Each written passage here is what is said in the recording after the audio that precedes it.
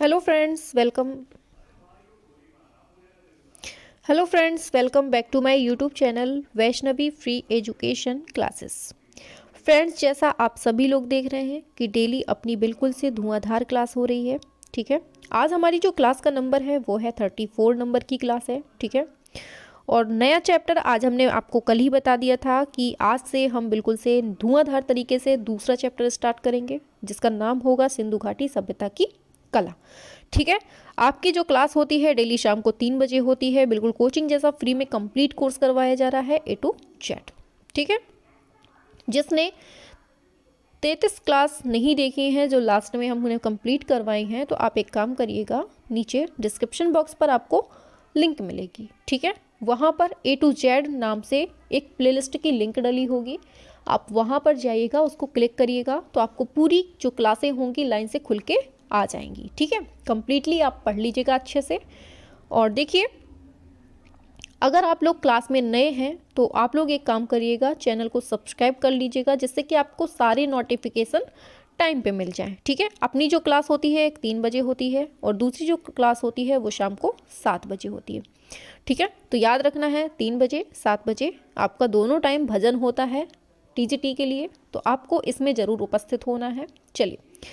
चलिए सभी लोग जुड़ जाइए। Good evening, good afternoon, good evening, good afternoon, Radhe Radhe, जय श्री कृष्ण, सत श्री अकाल, जय जिनेन्द्र। चलिए चलिए चलिए चलिए मेरे बच्चों, स्टार्ट करते हैं अपनी क्लास को। ठीक है, और देखिए सभी लोग बिल्कुल से टाइम से 3 बजे उपस्थित हो ही जाया करिए। ठीक है, चलिए चलते हैं आगे नेक्स्ट क्वेश्चन पर।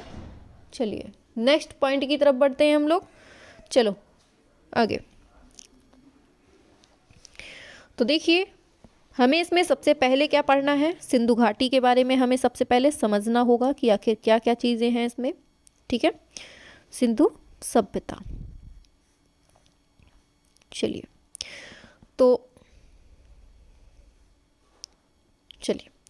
इसमें जो हमें सबसे पहले देखना है कि सिंधु सभ्यता है, इसी को हम हड़प्पा सभ्यता भी कहते हैं।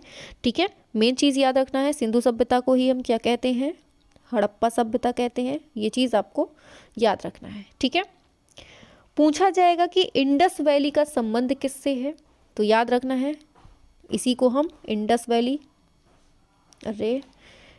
वैली का संबंध किससे है, तो ये सिंधु सभ्यता से संबंधित है, याद रखना है।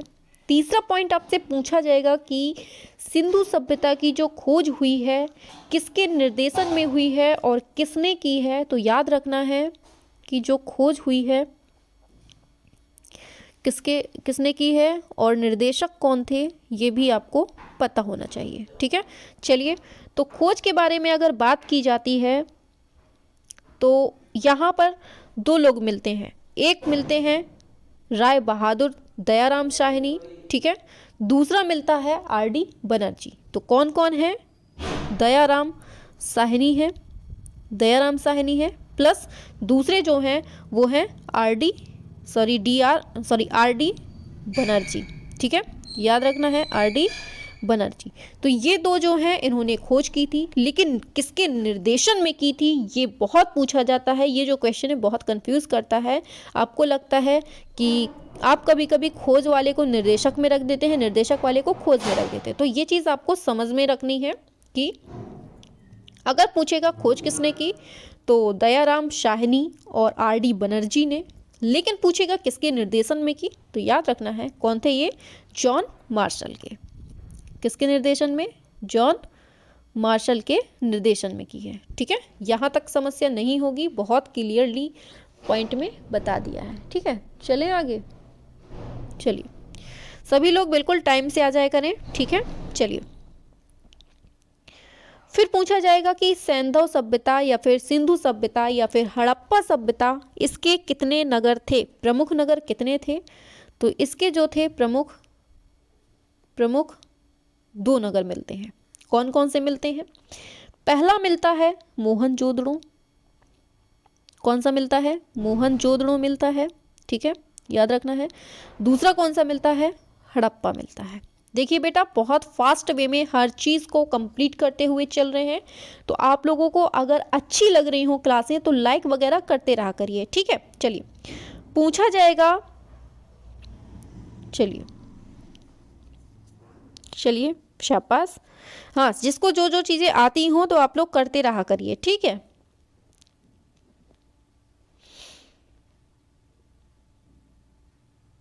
चलिए, तो यहाँ तक समस्या नहीं होगी। अभी इसके बारे में आगे चलते हैं, ठीक है, बताया जाएगा। चलिए आगे चलते हैं। अब पूछा जाएगा कि हड़प्पा की खोज किसने की थी। तो याद रखना है, दयाराम साहनी ने की थी। किसने? दयाराम साहनी ने की थी, ठीक है। फिर पूछा जाएगा मोहनजोदड़ो की किसने।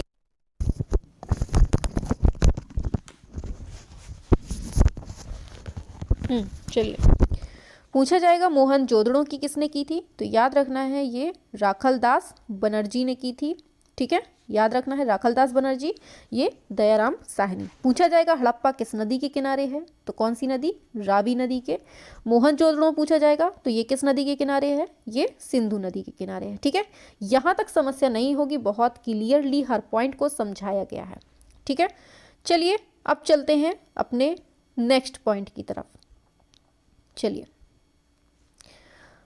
तो देखिए, यहाँ से आपसे पूछा जा रहा है कि सैंधव सभ्यता में जो प्राप्त पूर्ण परिपक्व प्रमाणिक हैं, कितने स्थलों को नगरों की संज्ञा दी गई है। सैंधव सभ्यता से जो स्थल मिले हैं, किनको नगरों की संज्ञा दी गई है। तो याद रखना है, नगरों को, जो 6 हैं, इनको नगरों की संज्ञा दी गई। 6 स्थलों को कौन कौन से हैं इनमें देख लेते हैं। चलिए, तो पहला है अपना मोहनजोदड़ो, ठीक है। दूसरा है अपना हड़प्पा। तीसरा है लोथल। चौथा है चहुंदड़ो, ठीक है। पांचवा है कालीबंगा, याद रखना है। फिर है बनावली, ठीक है। तो ये जो 6 हैं स्थल, इनको नगरों की संज्ञा दी गई है, ठीक है। और ये सब किससे संबंधित हैं? ये सब सिंधु सभ्यता से संबंधित स्थल हैं। चलिए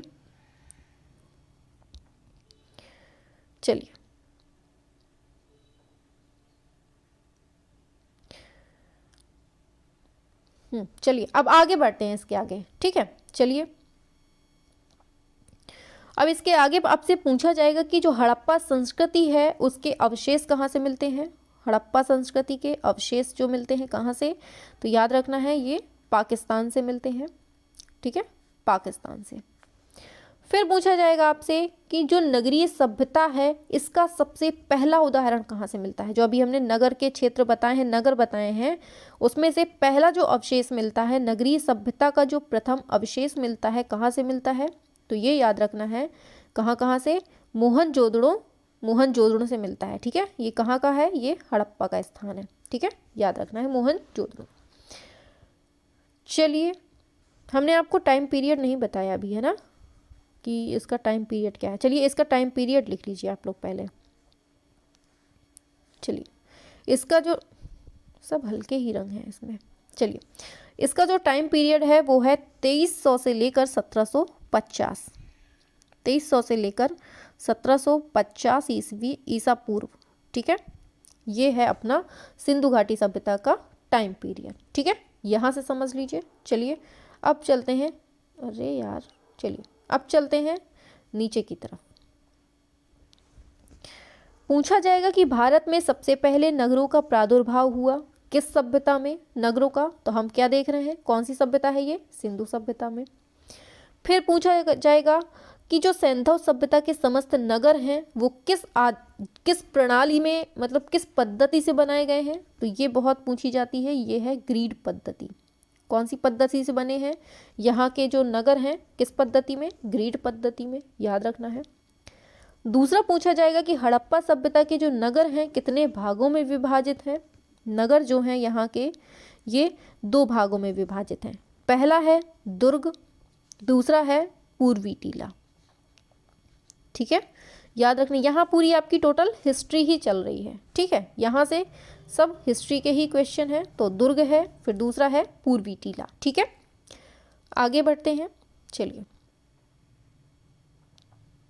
चलिए आगे आपसे पूछा जाएगा कि हड़प्पा से जो है प्राप्त नटराज मूर्ति या फिर मेल टोर्सो कहते हैं, इसकी ऊंचाई कितनी है? बताइए। नटराज मूर्ति,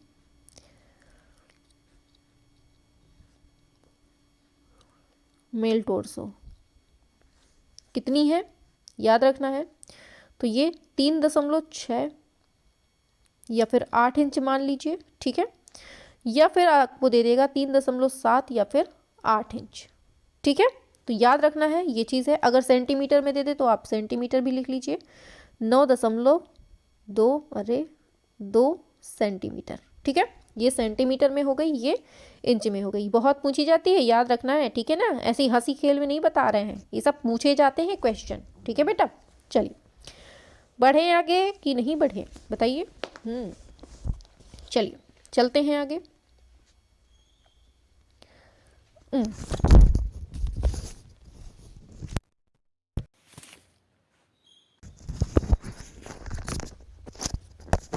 चलिए, ये माइक को ना बुखार आ गया है, ये पता नहीं 2-3 दिन से बहुत परेशान कर रहा है, बेचारा परेशान है। किसके लिए परेशान है कुछ समझ में नहीं आ रहा है, बार बार गिर जाता है। इसको कैसे क्या किया जाए भाई, माइक खिसक जाता है। चलिए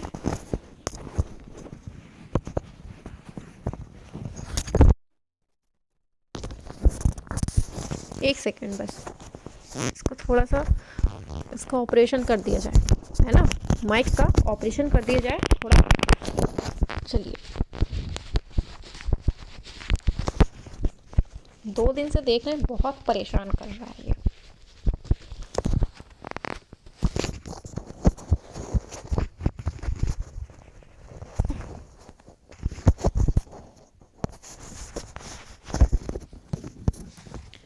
ये बताइए आवाज़ आ रही है हमारी, नहीं आ रही है? बताइए कैसी आ रही है आवाज़, ठीक ठाक आ रही है कि नहीं आ रही है? इसको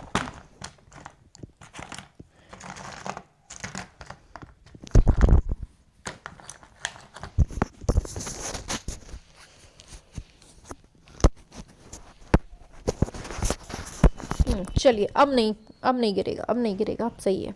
चलिए तो यहाँ तक हो गया, कहाँ तक बताया था हमने? नटराज मूर्ति तक हो गया है। चलिए आगे चलते हैं। तो अब आपसे पूछा जाएगा कि जो ये सिंधु सभ्यता है ये कैसी है? जो सिंधु सभ्यता है तो ये कैसी है? ये है कांस्यकालीन, ठीक है, यहाँ पर कांस्यकालीन है, ठीक है, याद रखना है। फिर आपसे पूछा जाएगा कि सबसे पहले जो मानव है उसने किस धातु का प्रयोग किया था? तो याद रखना है किस धातु का किया था? तांबा धातु का किया था मानव ने सबसे पहले उपयोग, ठीक है। फिर आपसे पूछा जाएगा कि नील नदी घाटी की सभ्यता, और एक सेकेंड लिख देते हैं, नील नदी घाटी की सभ्यता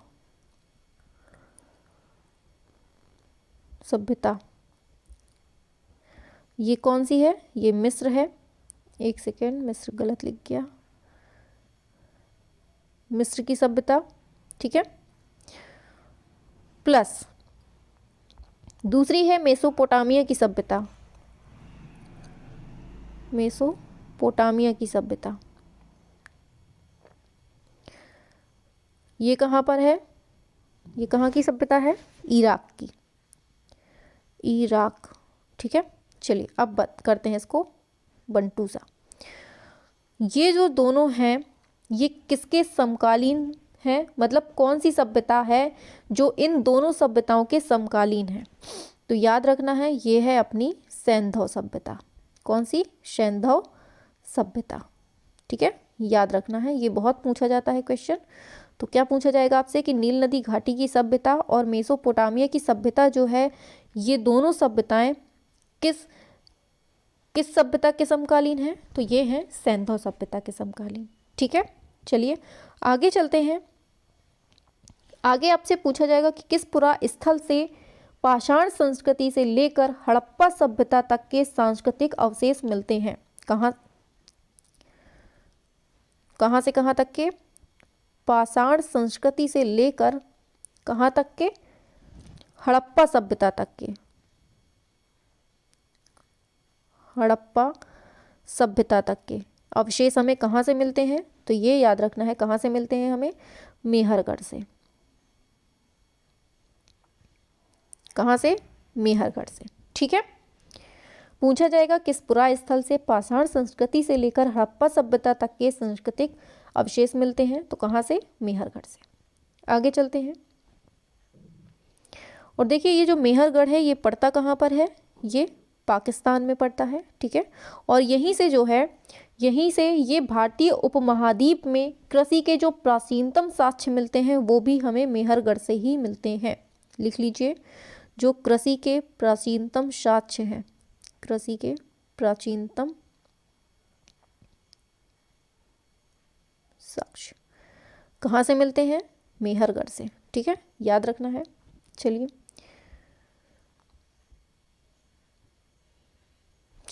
यहाँ तक हो गया। आगे बढ़ते हैं। आगे आपसे पूछा जाएगा कि पूछा जाएगा कि वस्त्रों के लिए कपास की खेती का आरंभ सबसे पहले किस सभ्यता में हुआ है? कपास की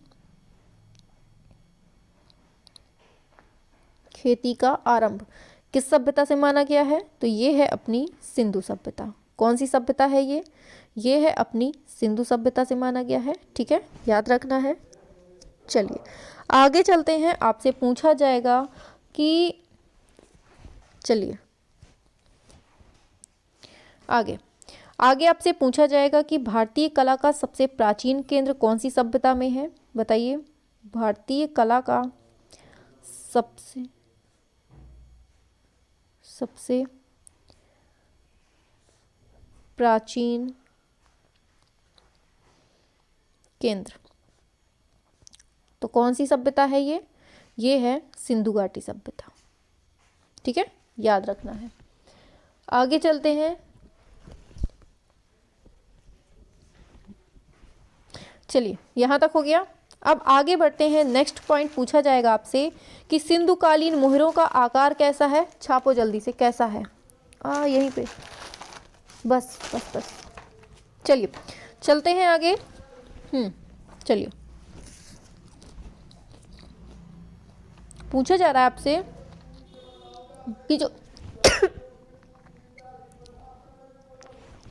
सिंधुकालीन मोहरे हैं,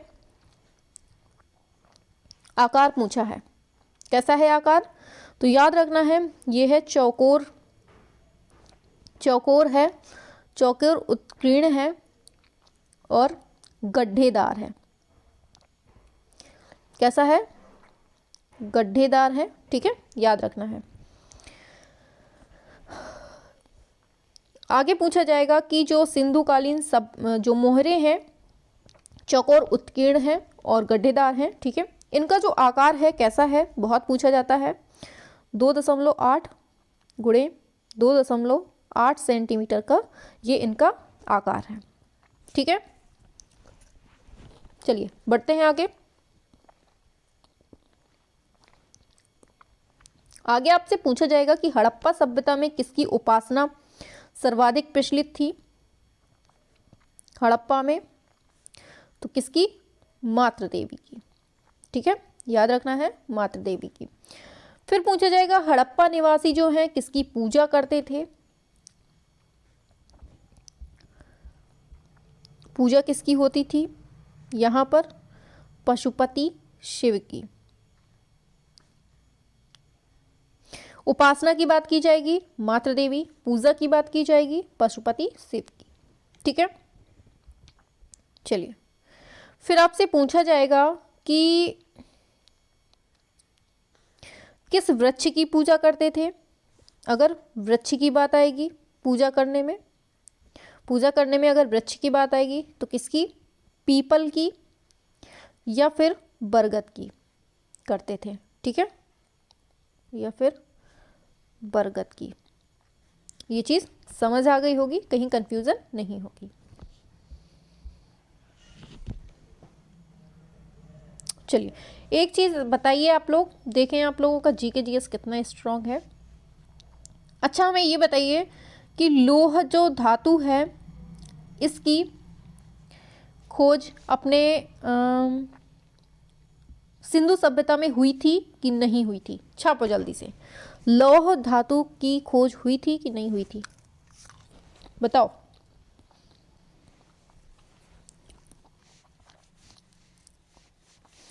तो याद रखना है, सिंधु सभ्यता वाले जो लोग थे वो लोहा धातु को नहीं जानते थे, ये चीज आपको माइंड में रखनी है, ठीक है।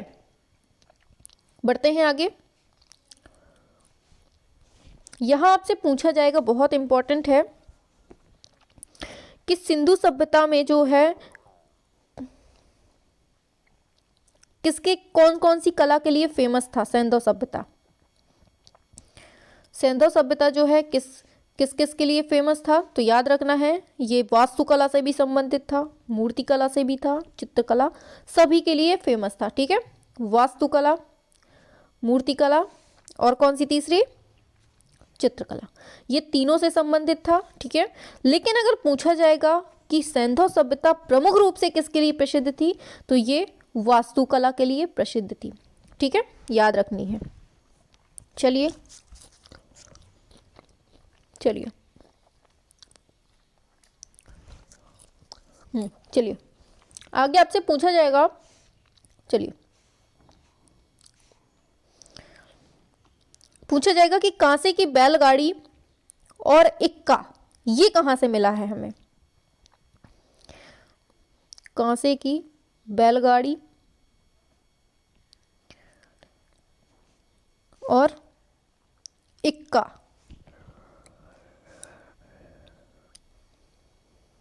ये कहां से मिला है हमको? तो ये याद रखना है, ये हमें महाराष्ट्र के दैमाबाद से। कहां से मिला है? महाराष्ट्र के दैमाबाद से मिला है, ठीक है।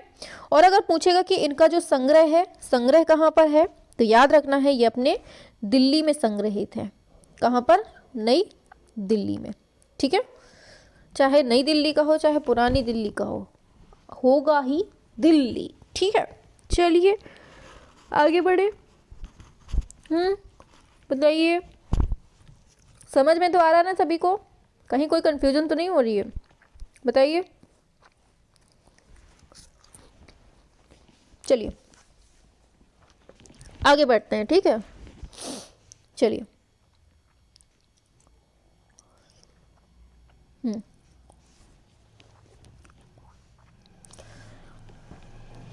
आगे पूछा जाएगा कि सिंधु सभ्यता में परस्पर आलिंगन करते बंदरों का खिलौना, कुतरती हुई मुद्रा में बैठी गिलहरी, एक दुबका हुआ मेढक किस सामग्री से बना हुआ मिला है? छापो जल्दी से, जब तक हम लिखते हैं बताओ।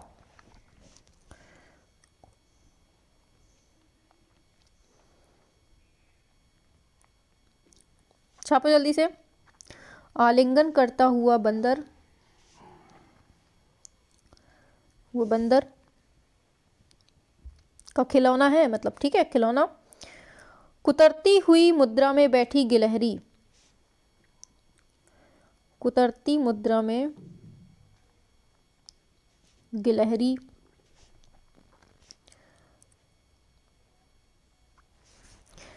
तीसरा है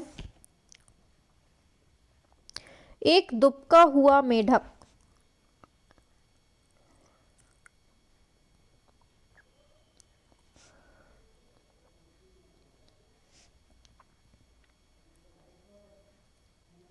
का हुआ मेढक। पूछा जा रहा है कि ये जो है ये तीनों किससे बने हुए हैं, किस सामग्री से बने हैं? तो ये याद रखना है ये तीनों बने हैं चीनी मिट्टी से। किससे बने हैं ये तीनों चीनी मिट्टी से बने हैं, ये चीज आपको याद रखनी है, ठीक है। समझ गए होंगे। बढ़े आगे, बताइए। चलिए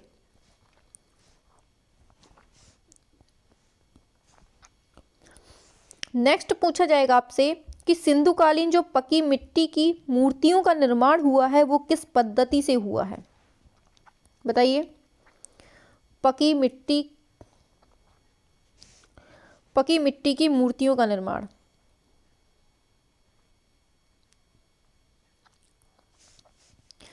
किससे हुआ है? तो ये याद रखना है, ये चिकोटी पद्धति से हुआ है। किससे हुआ है? कौन सी पद्धति से? ये चिकोटी पद्धति से।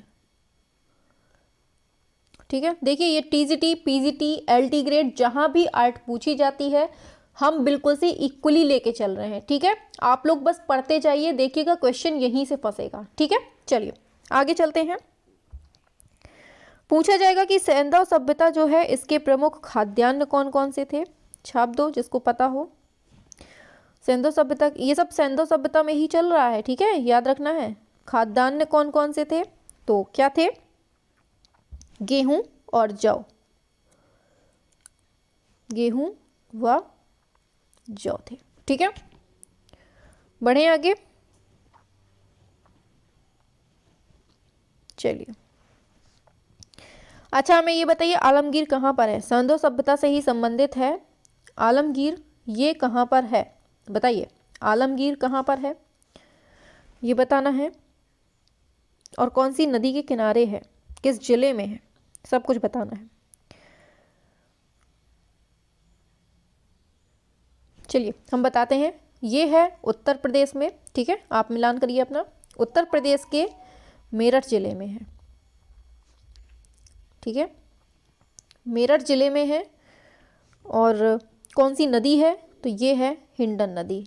ये इंपॉर्टेंट है क्योंकि अपने उत्तर प्रदेश में है, इसलिए इसको रट लीजिए बिल्कुल से, बहुत इंपॉर्टेंट है। ठीक है, चलिए आगे चलते हैं।